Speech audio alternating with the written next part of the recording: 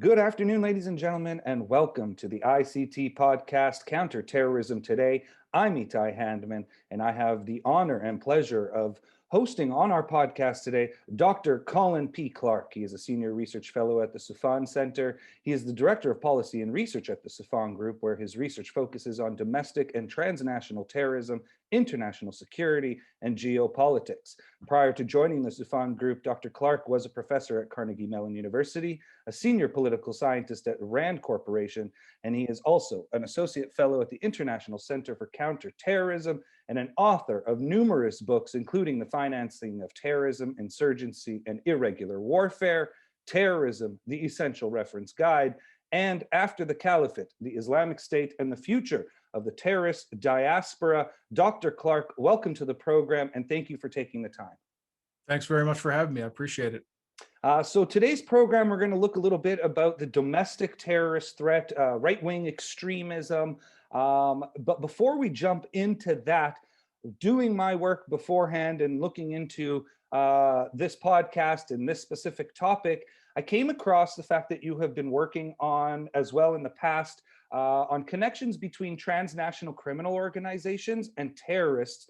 And I thought that that'd be very relevant to today's topic as we look at domestic terrorists and extremists and what, if any, connections they may have to transnational criminal organizations or even just domestic criminal organizations that don't have that reach internationally, but nonetheless still can provide some sort of cooperation or networking with these domestic terrorists. Yeah, well, it's a huge blind spot for us right now. We know a lot of the focus in this research area is looked at how transnational terrorist groups like Al-Qaeda and the Islamic State have funded their organizations, the so-called crime-terror nexus in places like Europe, where we saw, a lot of foreign fighters engaging in criminality before going to Iraq and Syria to join ISIS. But when it comes to the far right in general and domestic terrorism in the United States, I mean, there was a hearing just this week. It's a huge blind spot. It's a major research gap. It's one that I'm currently working on with some of my colleagues at the Soufan Center, and others are as well. In our 2019 report, looking at the transnational dimensions of violent white supremacy, we talked about some of the crowdsourcing, some of the clothing companies that white supremacists run, and different ways where they look to raise money. We more recently have learned about cryptocurrencies, but we know a fraction about financing the far right related to what we know about jihadist groups. So there's a massive kind of data collection effort ongoing. I think there's always a lag effect with this kind of stuff. We will learn more as scholars produce and begin to put out articles and output. But I would say we're in the kind of nascent stages of looking at that. Yeah, it's a very interesting gap, if you will, is it's not necessarily something new, right-wing extremism necessarily in the United States. We have seen it before, during the civil rights movement, come out and attack during the 60s and into the 70s. We've seen it before that in the early 1900s.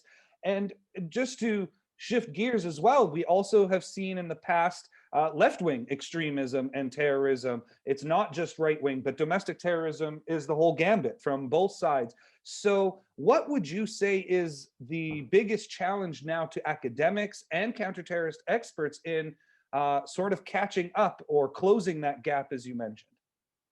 Yeah, it's a great point. I think for both academics and for counterterrorism officials, policymakers, et cetera, we've been focused on one type of terrorism largely for the last 20 years, Salafi jihadist terrorism. That's not true of the field as a whole. There's researchers that have been focused on the far right. Ari Perliger, for example, has long looked at the far right, including in Israel, before turning his attention to the United States. Folks like Cynthia Miller Idris, Kathleen Belew, and of course, the legend Bruce Hoffman, who's been doing this for 4 decades. Inside Terrorism is one of the best books still, I think, that looks at the rise of religious terrorism and domestic extremism here in the United States. Going forward, I think you're right. I mean, we're now in a transition phase. We're pivoting from 20 years of the global war on terror, the poorly named global war on terror, to now this kind of very diverse, uh, panoply of ideologies that's motivating acts of political violence. Bruce Hoffman and I actually wrote a piece in the Cipher brief this summer called "The Next American Terrorist," where we talked about, more so than at any time in recent memory, the terrorist threat is diverse. It's still from Salafi jihadists, but it's now also from right wing extremists. We've seen terrorism perpetrated by so-called incels or involuntary celibates. And as you correctly mentioned, I think left-wing terrorism is something that we're likely to see an uptick in the coming years. Whether you want to consider that kind of terrorism perpetrated by anarchists or attacks related to Antifa, which are quite low in the United States. But you have to remember what Antifa stands for. It's anti-fascist. So as we have more fascists, we'll have more anti-fascists. We certainly, judging by January 6th, seem to have no shortage of fascists in this country that are willing to perpetrate acts of violence to promote their cause. So I think we're going to see a lot more diversity in the types of terrorism we're dealing with, and that's a challenge, right? Because we're good at certain types of counterterrorism, and we have a bit of a learning curve in other areas. The other thing I'll just mention is the organizational structure. We've gone from fighting groups and organizations based overseas to now looking at movements and individuals on U.S. soil, and that's a bit of a paradigm shift too. And I had a question. I pulled up a tweet that you had retweeted of Mr. Bruce Hoffman not long ago. You retweeted his tweet. I thought it was really interesting, and it goes to exactly what you were speaking about right now. And I wanted to know if you could just elaborate a little bit. Bruce Hoffman wrote, "How can it be an intelligence failure when you fail to read your own department's 12-page assessment warning 3 days before the January 6th riots? Quote, Congress could be targeted as the last opportunity to overturn the results of the presidential election." This was in the Washington Post. You retweeted it. I wanted to get your opinion on what makes it so hard to label these people domestic terrorists and then to take action against them in preparation for what is clearly showing a warning of a potential riot or attack on the Capitol. Yeah, good question. Well, the first, what's the challenge to labeling them domestic terrorists? As you know, we don't have a domestic terrorism statute here in the United States. So the KKK, not a terrorist group, sure seems like one, but it isn't. So that's number one. That's why we grapple with domestic terrorism for starters.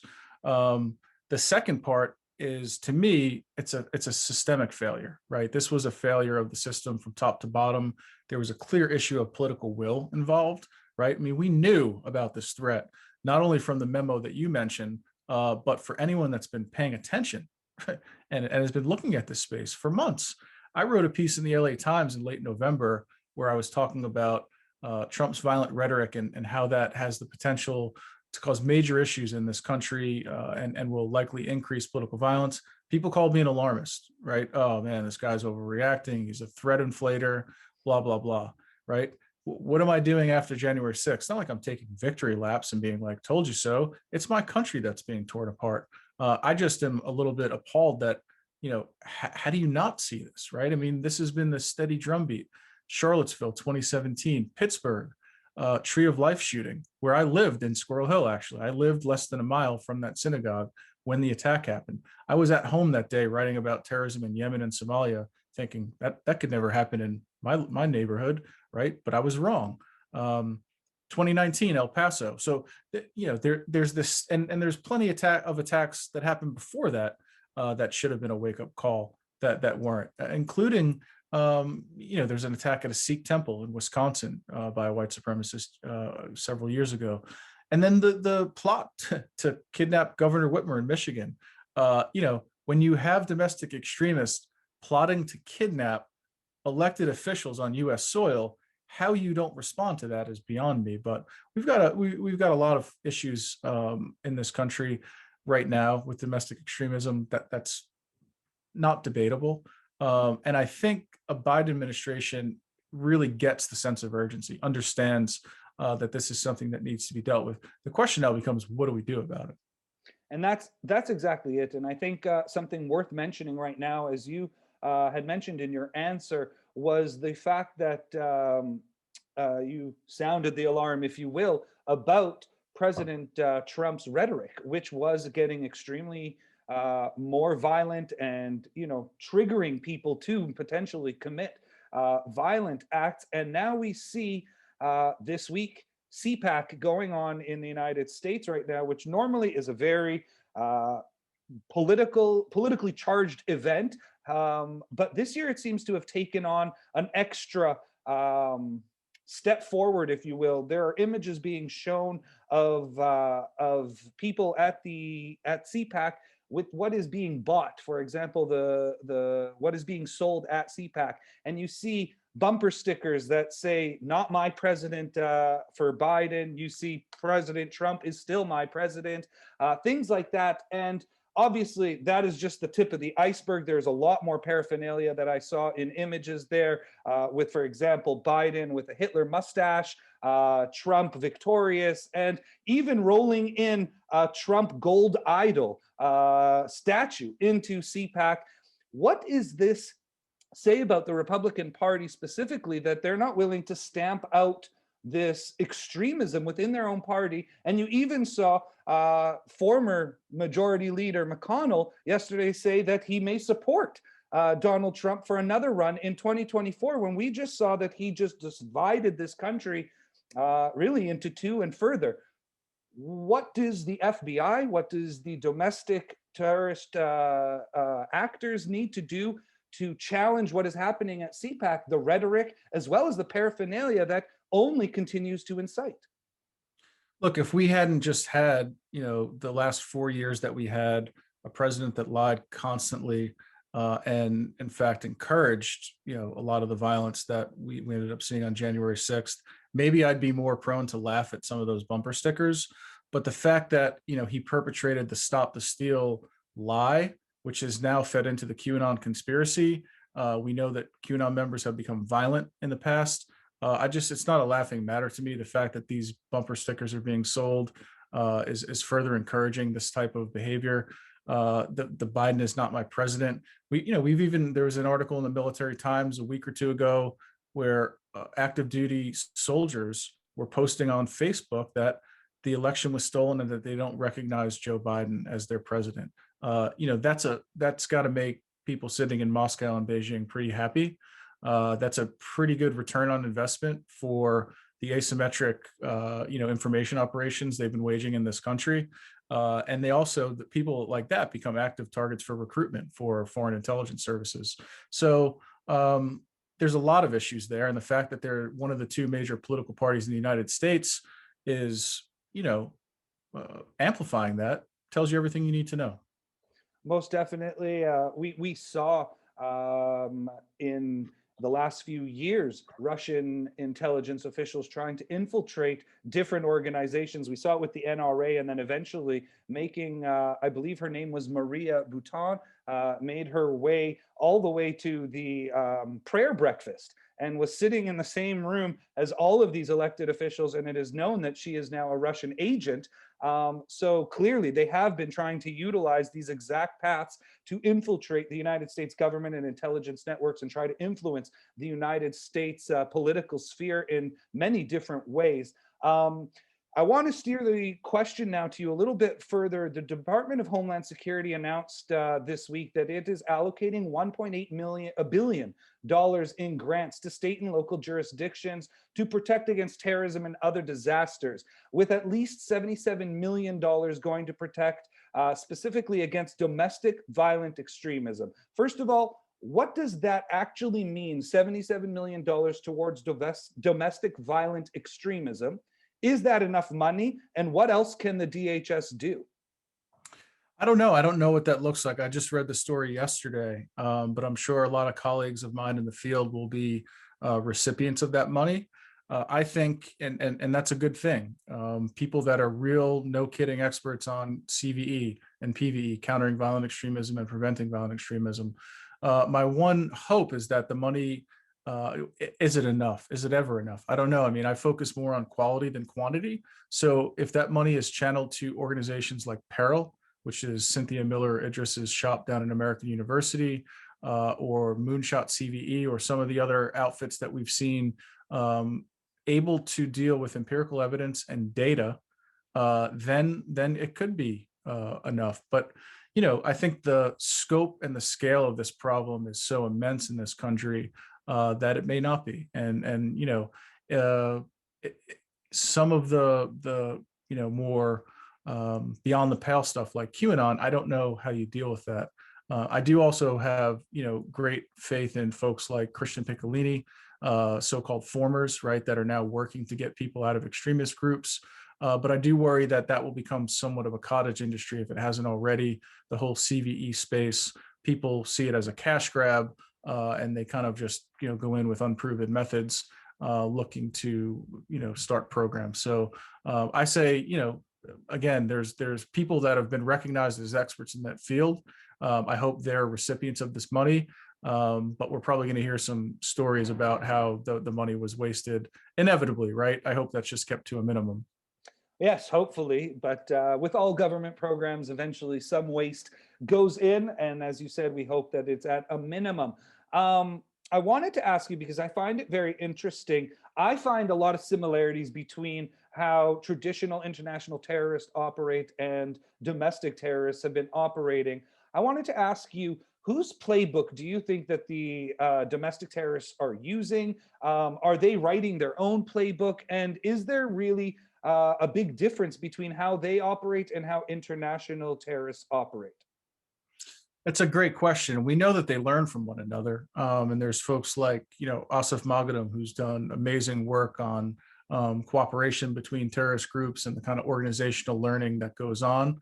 Um, I, I think, from a domestic perspective, we've seen a lot of the white supremacist groups emulating jihadis, in fact, and on the international scale as well. Groups like the Azov Battalion, the base Adam Waffen, and others, as much as their goal is to create some kind of white ethno state, and so their ideology would dictate that they actually would hate, jihadis. They're also, in some ways, they revere them because they respect what they've been able to do.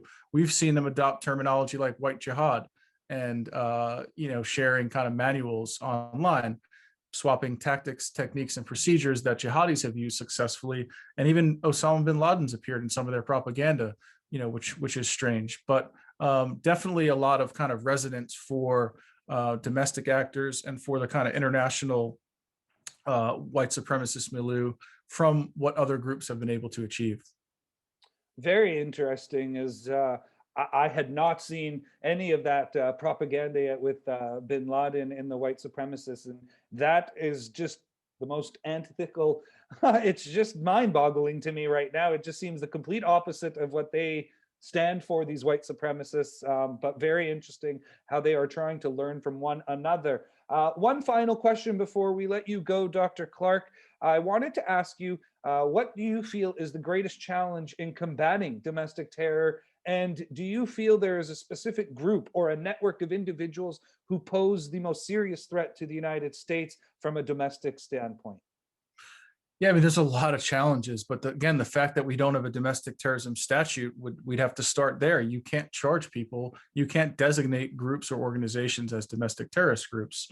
That's to start with. But to talk about, I think, the elephant in the room, or what's obvious to me, is one thing that's unique about the United States that pretty much no other developed country has to deal with when they deal with domestic terrorism is the availability of weapons. We live in a country where anyone can get their hands on the most sophisticated, weaponry known to man, and they can stockpile it. So, that's not the case in other countries, and so I think that puts law enforcement at a major disadvantage. The fact that we live in a country. If you look at how people responded to the pandemic, what was the best-selling item? It was guns and ammo, right? That's layered on top of other indicators we know that are likely to contribute to violent extremism, such as increased anxiety and depression, domestic violence, substance abuse, economic issues, right? So all these things that kind of provide these cognitive openings for people to consider joining a terrorist group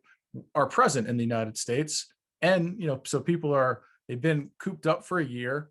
They're angry, they're anxious, and they're well armed. That's not a good combination. If I can just quick follow up on the arming of the situation here, would you say that this is an ATF issue or a legal issue? Are these guns being sold through loopholes, if you will, or are these just regular average Joes walking into a gun shop and buying what they need to buy? Where's really the gap here? Is it in legislation? Is it in the loopholes where you can go buy firearms without background checks at the events and whatnot? Gun It's all of shows? the above. I mean, we just live, it's the culture in this country where the Second Amendment reigns supreme. And anyone that suggests that, we should maybe limit automatic weapons is attacked, right? And is called a liberal and a tree hugger. We've normalized mass shootings. People don't even flinch unless it's the perpetrator, happens to be named Muhammad. But otherwise, it's like, oh, another act of workplace violence. Politicians offer half-hearted, thoughts and prayers, and then we rinse and repeat. We go right back to it. So I don't, obviously confiscating guns is not a realistic proposal, and I don't think any serious people are suggesting that. But how do we kind of, make sure that we're having a sensible debate about gun policy in a country of 330 million people, where, again, no other country deals with the amount of homicide by gun violence like we do in the developed world. If you were to stack us up to other countries that have similar indicators, right, that's one that is always an anomaly. Most definitely. And it's something that I've always found very interesting about the United States, its culture and its people. It's something very, very interesting to the rest of the world. And, it's something also the rest of the world gets an opportunity to learn from. The FBI goes around and teaches about crimes and mass shootings, etc., that are very unique to the United States. And the rest of the world has an opportunity to learn from them and potentially implement laws to help combat these problems. We're going to let you go now, Dr. Clarke, but before I do exactly, I wanted our audience to have an opportunity to know where they can find your work, where they can follow you, where would be the best place to buy your books. Thanks. Yeah, I mean, I'm at the Sufon Group, so sufongroup.com, where the whole team works, and we're working on cutting edge research there. Sufon Center as well, sufoncenter.org. I'm on Twitter at Colin P Clarke, and my books are on Amazon. So thank you. Excellent. So I will advise our audience and put it out there to go and find your books on Amazon, follow you on Twitter. This has been a very enlightening and sobering conversation with Dr. Colin Clarke, Senior Research Fellow at the Sufon Center, the Director of Policy and Research at the Sufon Group, where his research focuses on domestic and transnational terrorism, international security, and geopolitics. Thank you so much for taking the time, Dr. Clarke. We really appreciate it. I hope you have a wonderful day. Thanks for having me. Thank you.